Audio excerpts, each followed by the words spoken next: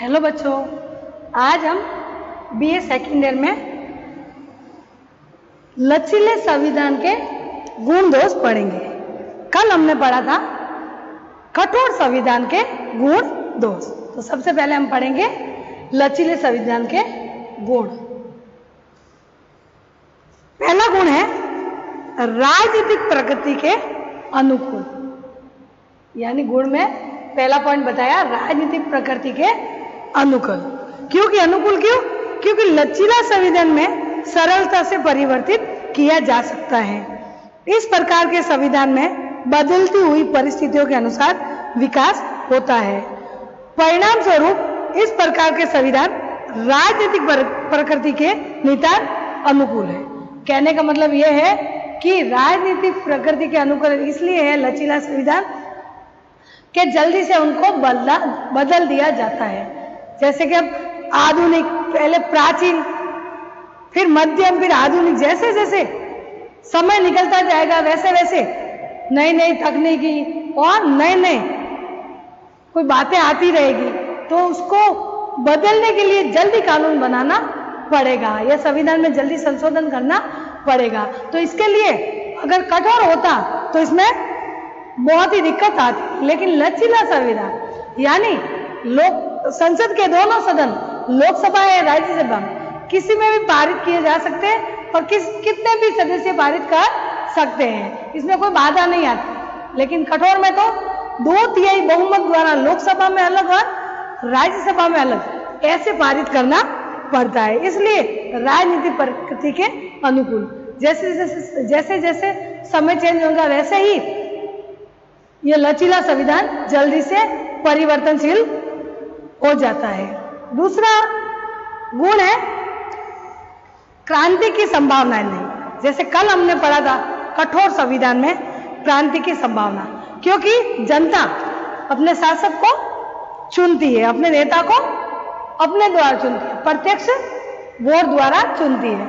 लेकिन जैसे ही इनकी मांगे कोई हो कि ये होना चाहिए, कानून बनाने के लिए कहे, जनता की मांगे हो तो सरकार बनाना चाहती है, लेकिन कठोर संविधान में बहुत समय निकल जाता है, इसलिए लोग क्रांति पे उतर जाते हैं। लेकिन लचीले संविधान का ये बहुत अच्छा गुण है कि जल्दी से वो लोगों की मांगे पूरी कर सकते हैं। कौन?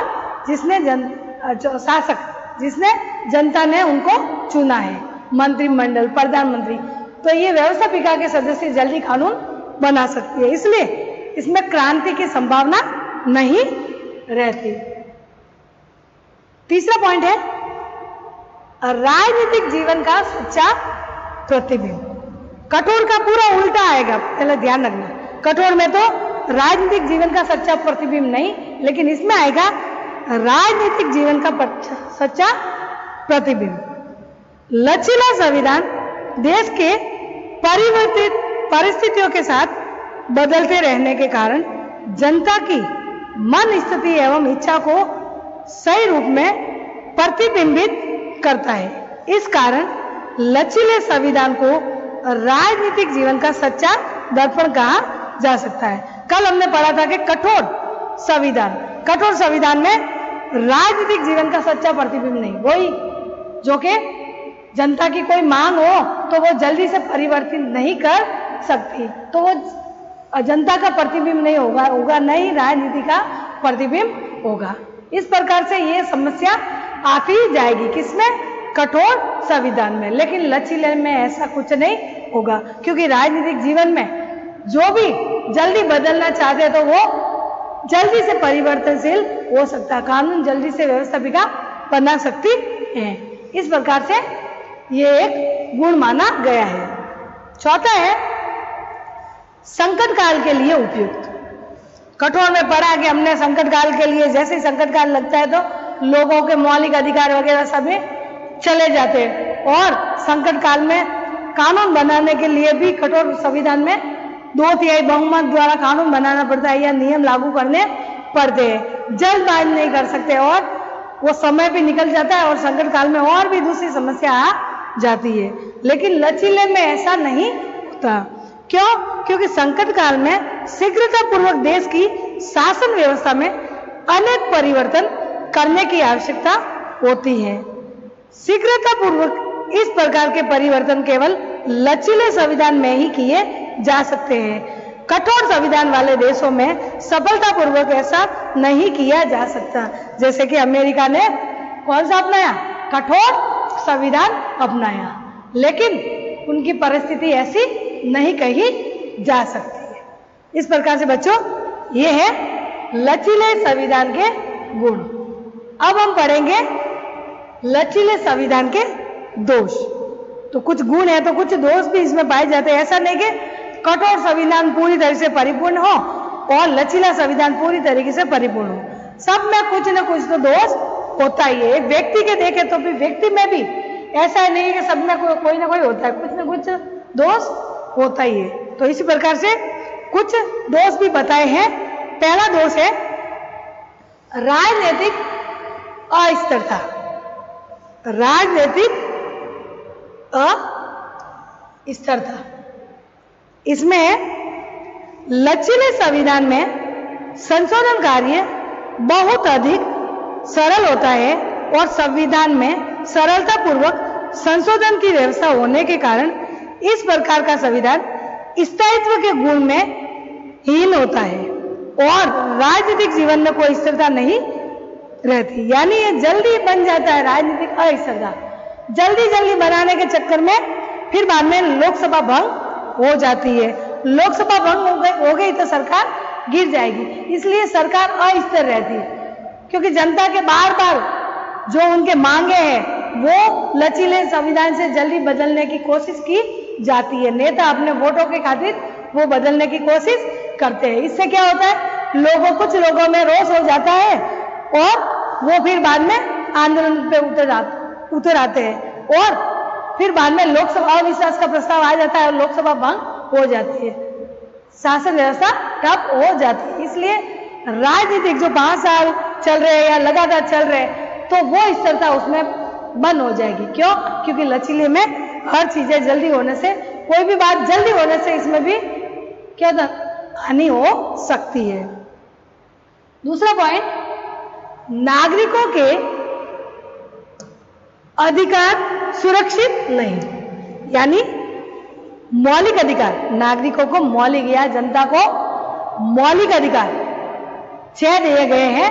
स्वतंत्रता का अधिकार, समानता का अधिकार, शोषण के विरुद्ध अधिकार, धार्मिक स्वतंत्रता का अधिकार, शिक्षा और संस्कृति का अधिकार और संवैधानिक उपचारों का अधिकार। ये मौलिक अधिकार नागरिकों को दिए गए, लेकिन लचीले संविधान के तहत ये सुरक्षित नहीं हो सकते। क्यों नहीं हो सकते?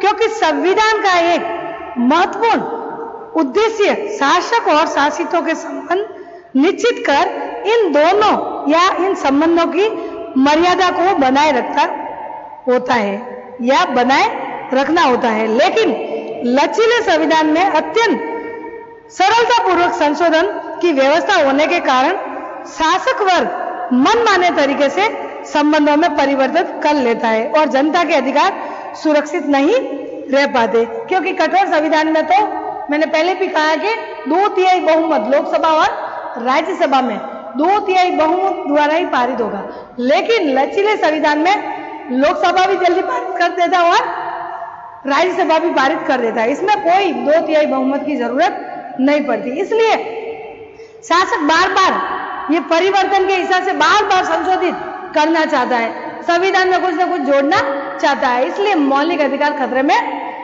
पड़ जाता है। इसलिए नागरिकों के मौलिक अधिकार सुरक्षित नहीं रह सकते, यह अधिकार सुरक्षित नहीं रह सकते। तीसरा है राजनीतिक दलों के हाथ का खिलौना। लचीले संविधान राजनीतिक दलों के हाथ का खिलौना बन जाता है और इस प्रकार के संविधान को उचित सम्मान नहीं दिया जाता है। कहने का मतलब इसमें लचीले संविधान में ऐसा हो जाता है कि जल्दी परिवर्तन करने से राजनीतिक दल, कोई भी राजनीतिक दल हाथ का, किसका, शासक के हाथ का खिलौना बन जाता है। दूसरे दल जो विपक्ष के दल है या दूसरे जो नए दल प्रभावित हुए तो वो उनके हाथ के खिलौने हो जाते हैं। किसके? शासक के। क्यों? क्योंकि वो जल्दी से परिवर्तन करने में दलों के ऊपर भी कोई भी रोक लगा सकता है, तो कोई भी वो कानून बना सकता है। इसलिए ये सामने आती है बातें कि राजनीतिक दलों के लिए एक खिलौना, यानी शासक जो भी कहेगा राजनेता दल को या राजनीतिक दल को उनकी बातें माननी ही पड़ेगी। इस प्रकार से लचीले संविधान के दोष देखे जा सकते हैं। इसमें आगे का चौथा पॉइंट है, संघात्मक शासन के लिए उपयुक्त नहीं। कहने का मतलब है संघात्मक, जो कठोर संविधान में अभी पढ़ा हमने, संघात्मक शासन यानी शक्तियों का बंटवारा, संघ सूची, राज्य सूची और समवर्ती सूची। संघ सूची में केंद्र सरकार या संघ सरकार ये कानून बनाएगी, राज्य सूची में राज्य सरकार कानून बनाएगी और समवर्ती सूची में दोनों कानून बनाएगी। तो ये संघात्मक व्यवस्था में शक्तियों का बंटवारा केंद्र और राज्यों के बीच में होता है। लेकिन लचीले संविधान में जो दोष देखे जाते हैं, लचीले संविधान में जो दोष देखे जाते हैं वो संघात्मक शासन के लिए उपयुक्त नहीं है। क्यों नहीं है? क्योंकि लचीले संविधान में उपयुक्त क्यों नहीं है? क्योंकि संघात्मक राज्य में लचीले संविधान को अपनाया ही नहीं जा सकता, क्योंकि इसमें अकेली केंद्रीय व्यवस्थापिका सामान्य बहुत में मन चाहे परिवर्तित कर सकती है। यानी संघात्मक शासन में राज्य सरकार कोई भी कानून बनाए तो केंद्र सरकार वो अवैध घोषित या निष्कासित कर सकती है कि ये कानून सही नहीं है, आप इस पे नहीं लगा सकते। तो केंद्र सरकार को ज्यादा शक्तियां दी गई है, इसलिए राज्य सरकार पर हावी हो सकती है और राज्य सरकार मन चाहे कानून बनाएगी तो केंद्र सरकार मना कर देगी। इसलिए संघात्मक व्यवस्था में ये लचीला संविधान उपयुक्त नहीं है। अगर संघात्मक एकात्मक शासन होता, एकात्मक यानी पूरी शक्ति केंद्र के बाद, यानी राज्यों को कोई शक्ति नहीं है, सारी शक्ति केंद्र के पास ही होगी। जहां ब्रिटिश में एकात्मक शासन और एकात्मक शासन को अपनाया, या इसको केंद्रीकरण भी कहते हैं। संघात्मक यानी विकेंद्रीकरण और एकात्मक यानी केंद्रीकरण। तो हमने संघात्मक अपनाया, इसलिए जहां जिस देश में संघात्मक व्यवस्था है उस देश में लचीले संविधान का कोई मायना नहीं रखता। या तो तभी भारत ने कठोर और लचीला का मिश्रण रूप अपनाया। दूसरा दोष है लचीले का, पांचवा पॉइंट है, राजनीतिक दृष्टि से अशिक्षित लोगों के लिए योग्य नहीं। यानी राजनीतिक दृष्टि से देखें तो जो अनपढ़ है उनके लिए यह व्यवस्था लचीला संविधान अच्छा नहीं। कैसे? क्योंकि राजनीतिक दृष्टि से जागरूक देश में ही लचीला संविधान ठीक प्रकार से कार्य कर सकता है और नव स्वतंत्र यानी नए स्वतंत्र देश प्राप्त किसी भी देश में जहां भी जनता अपने अधिकारों एवं कर्तव्यों के प्रति जागरूक नहीं है, लचीला संविधान ठीक प्रकार से कार्य नहीं कर सकता। यानी जहां पे गरीबी, अशिक्षा ज्यादा है, लोग जागरूक नहीं है, वहां लचीला संविधान काम नहीं कर सकता। और अगर शिक्षित हो तो उनके वो लचीले में जल्दी संशोधन करे सरकार, तो वैसे लोगों को जल्दी ही पता चल जाएगा कि अरे सरकार कैसे कौन से कानून को जोड़ना चाहते हैं या कौन से कानून को बनाना चाहते हैं। लेकिन जब शिक्षक है ही नहीं, लोग अनपढ़ है, अशिक्षित ज्यादा है, तो उनको कानून कैसा कानून बना रहे हैं वो पता ही नहीं चलेगा। लेकिन कठोर में टाइम लगेगा, तो जो कुछ जितने शिक्षित है उनको पता चल जाएगा, उनको अशिक्षित वालों को जागरूक करके वो आंदोलन कर सकते हैं और वो बनने नहीं देगा। कौन? कठोर संविधान में। लेकिन लचीले में ऐसा नहीं, बनते ही फिर बाद में अशिक्षित के जो अशिक्षित है उनके लिए योग्य नहीं, वो उनको पता ही नहीं कि कैसा कानून बन रहा है। लास्ट है न्यायाधीशों के लिए व्याख्या में कठिनाई, क्योंकि न्यायाधीश कठोर कानून निर्मित, लिखित और हर बातें देखकर लोकसभा में पहले पारित होता है, फिर राज्यसभा में फिर से पढ़कर अब सुनना पड़ता है, पढ़ने के बाद देखना पड़ता है, कि कैसा कानून बन रहा है। तो ये सब वहां त्रुटियां वहीं निकल जाती है लोकसभा और राज्यसभा में। 2/3 बहुमत वाले लोग सारे बहुमत देते हैं, तो इतने सारे लोगों के हाथों से गुजर कर जाता है कानून, तो फिर बाद में वो कभी भी गलती नहीं कर सकता। लेकिन लचीला जल्दी हो जाता है, इसलिए न्यायाधीशों के लिए व्याख्या के लिए भी समस्या आ जाती है। लचीला संविधान यदि अलिखित भी हो तो न्यायाधीशों को उसकी व्याख्या करने में बड़ी ही कठिनाई आ जाती है। जैसे ब्रिटिश का संविधान अलिखित है और लचीला भी है साथ में, तो सर्वोच्च कौन हुआ सबसे ऊपर? संसद, क्योंकि न्यायाधीशों को पता नहीं कि किसका ये वो विरोध कर रही या किसके विरोध में बना के नहीं बना। संविधान के विरोध बने और न्यायपालिका उनको अवैध घोषित करे तो उसको कहेंगे न्याय पुनरावलोकन। लेकिन ब्रिटिश में तो न तो लिखित संविधान है और न ही न्याय पुनरावलोकन की व्यवस्था है। तो संसद सबसे ऊपर। किसी विचारक ने लोग ने कहा कि ब्रिटिश की संसद सब कुछ कर सकती है, सिर्फ स्त्री को पुरुष और पुरुष को स्त्री नहीं बना सकती। तो ये सब लचीले कानून के कारण क्या होता है, संसद सबसे ऊपर हो जाती है और न्यायाधीश की व्याख्या करने में कठिनाई आ जाती है।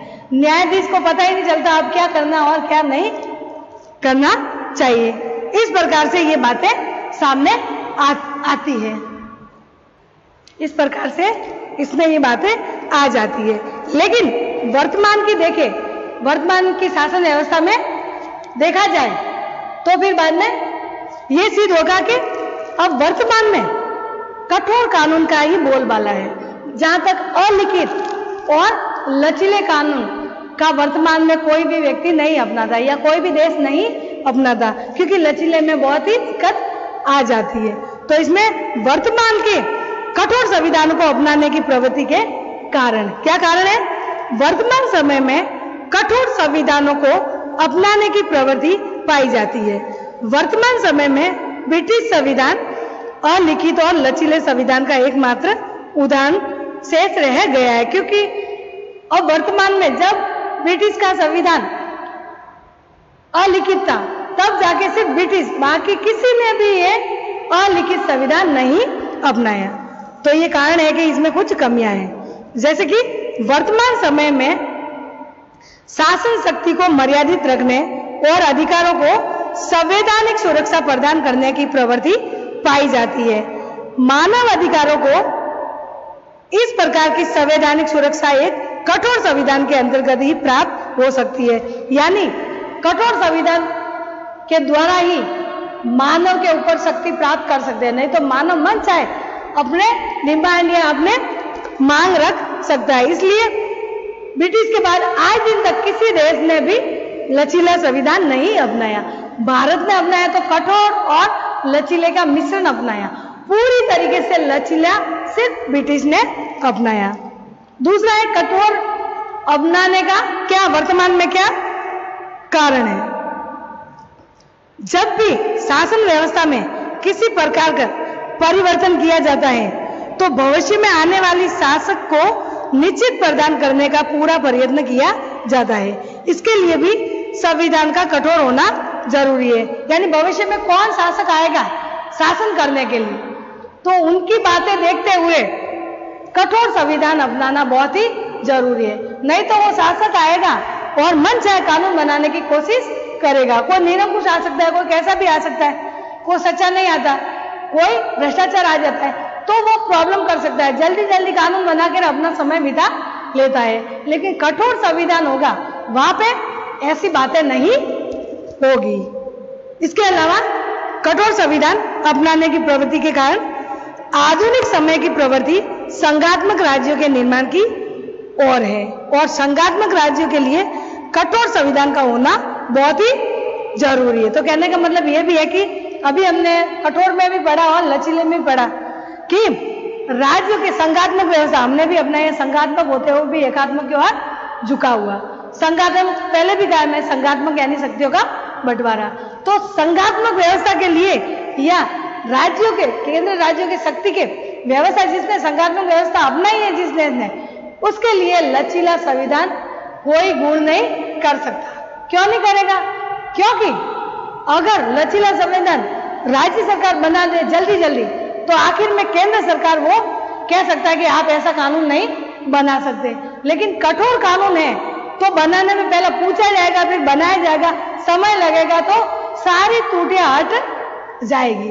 इस प्रकार से बच्चों लचीले संविधान के गुण और दोष पढ़े, लेकिन वर्तमान की परिस्थिति देखते हुए कठोर संविधान बहुत ही जरूरी है और वर्तमान में लिखित और निर्मित भी जरूरी है। उस समय वो समय गया जब ब्रिटिश के समय में अलिखित और लचीला कानून स्थापित किया गया। उसके बाद किसी ने भी, जो नए नए देश स्वतंत्र हुए, उन्होंने मिश्रण रूप लिया होगा, कठोर और लचीले का मिश्रण रूप लिया होगा, लेकिन सिर्फ लचीला संविधान किसी ने अभी नहीं अपनाया।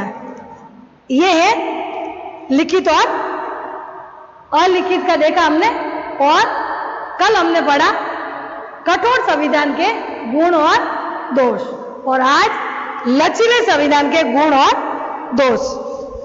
अब हम आगे का पाठ कल पढ़ेंगे, लचीले संविधान। और इसमें देखो आपको सिलेबस जरूर देखना, संविधान के प्रकार, संविधानवाद और संविधान और संविधानवाद और संविधान के प्रकार, सिलेबस देखकर ही वो आगे आपको बढ़ना है। तो ठीक है बच्चों, आज हमने पढ़ा लचीले संविधान के गुण और दोष, और आखिर में निष्कर्ष रूप में यही पाया कि वर्तमान के समय को देखते हुए हमें कठोर संविधान ही अपनाना चाहिए। ठीक है।